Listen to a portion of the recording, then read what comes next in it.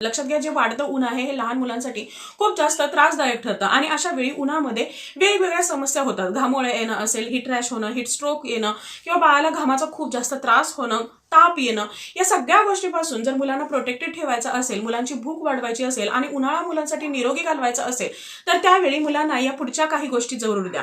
यामध्ये सगळ्यात पहिली गोष्ट आहे ते म्हणजे आवळा चूर्ण. या अगोदर चॅनलवरती आपण एक आवळा चूर्णाची रेसिपी सुद्धा शेअर केलेली आहे.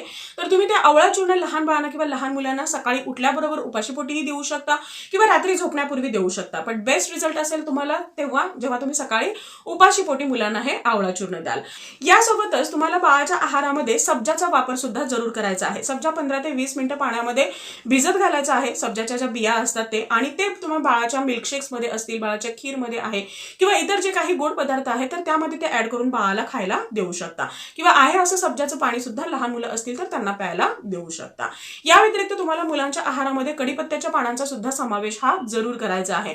कडीपत्त्याची चटणी मुलं खात असतील किंवा मुलांचा जो इतर खाऊ आहे तर त्यामध्ये कडीपत्त्याचा समावेश जरूर करायचा आहे. याशिवाय तुम्हाला मुलांचा रात्री झोपण्यापूर्वी कासेच्या वाटीनी पायाचा मसाज हा जरूर करायचा आहे. हा मसाज कसा करायचा आहे, किती वेळ करायचा आहे, यावरती आपण डिटेल शॉर्ट व्हिडिओ या अगोदर पोस्ट केलेला आहे, तुम्ही तो चेक करू शकता. आणि मुलांना तुम्हाला जास्तीत जास्त हायड्रेटेड ठेवण्याचा प्रयत्न करायचा आहे. एक वेळ बाळाने कमी खाल्लं तरी चालणार आहे, पण बाळ भरपूर पाणी पिईल याकडे मात्र तुमचं लक्ष असायला हवं.